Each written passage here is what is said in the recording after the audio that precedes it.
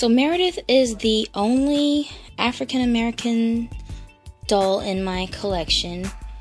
I say that loosely because she's labeled as an AA doll by basically any website you go to for her. But I have another doll who's not supposed to be AA, but they're pretty much the same skin complexion. So, you know, I say that very loosely. Okay, so she's fully jointed, which means that she's got all the 11 joints, which is the most amount of joints that Masterpiece dolls come with. Her head is articulated. She can move her head in many different positions.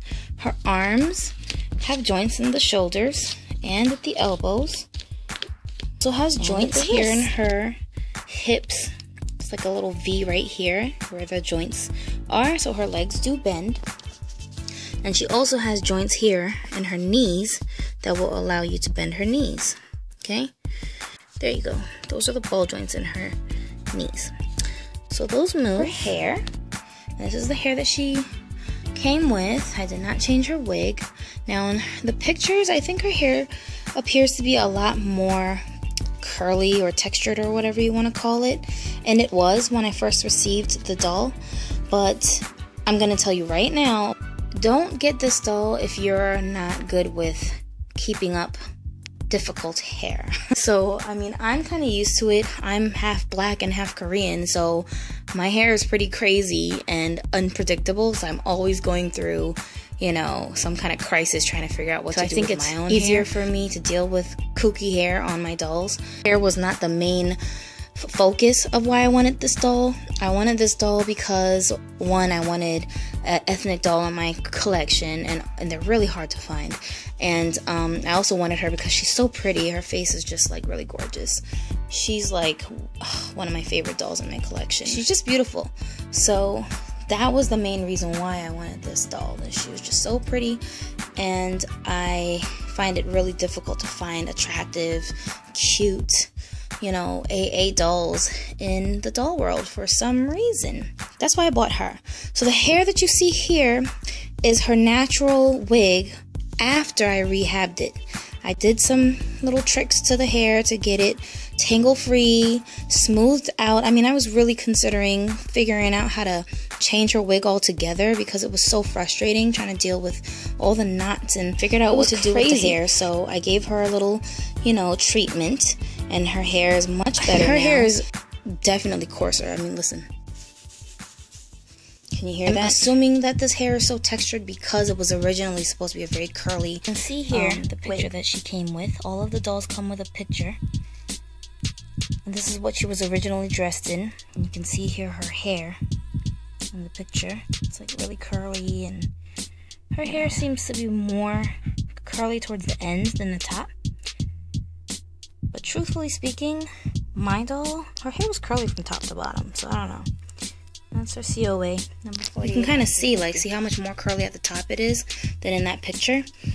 Yeah, so her hair was curly from top to bottom, and I did make some adjustments to the doll, and I'll tell you about that. It's much more manageable now, and I think it's really cute and very long, and I'm glad I didn't have to redo her wig, because that would have been a whole nother adventure for wearing clothing in the size of 4T. This top is a 4T, and her bottoms are about that size. She can fit into a 2T to a 4T.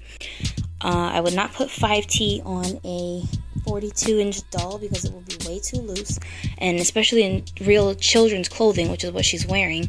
See here the collar? The collars tend to be bigger when you go up in size, which makes it hang a lot looser around their neck.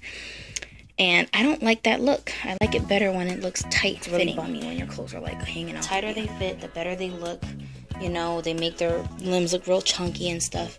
And that looks so very another good thing about this doll is that her hair is really not that shiny compared to the dolls with the more smoother hair texture. It already has very reduced shine to it. They are the same color brown as Yue's eyes and Azalea's eyes. And her hair color is a dark brown, and it's a tiny shade lighter than Yue's hair, just a little bit. Look at the difference in the hair texture, right? It's crazy. And she's actually due for another hair treatment. I'm going to probably film myself doing that so you guys can see how I keep her hair. You can clearly see here that her hair in the front here is shorter than the rest, and they're kind of like long bangs, and they're side swept. She did not come with her hair already like that. You see that her hair is side swept in the picture. But I took her hair out of that style as soon as I got her. When I did part it, I noticed that her hair, the bangs, were really long. Like they came all the way down. I felt like that didn't look realistic. Nobody's hair grows from the top of their, forehead all the way down to the same length as the rest of their hair. And it was very distracting when I was trying to do her hair, to have all this hair in her face, because she didn't have bangs. And she's like my only doll that doesn't come with bangs. All the other ones do. So I'm not even really a big fan of bangs, but I figured I'll just cut her some long bangs so she can have like a nice side swept look. So I pierced her ears like I do with all my other dolls. She's shorter than Yue, who's shorter than Harwin. And she's 42 inches, 46 inches, doll 48 has a full inches. Body. She's full vinyl body, no cloth any place. So there's her chest plate. Goes from her neck seamlessly down, all the way down her torso, way down. See, it's all one piece. She got a little poking out belly. So cute. And like, I love the fact that all the dolls have like different body sculpts. So it's not all generic looking, like you just know, they just slapped on a different head on the same body. It's very unique to each doll, so I like that. Pudgy fingers. She's got a little bit of blushing on her hand. She's got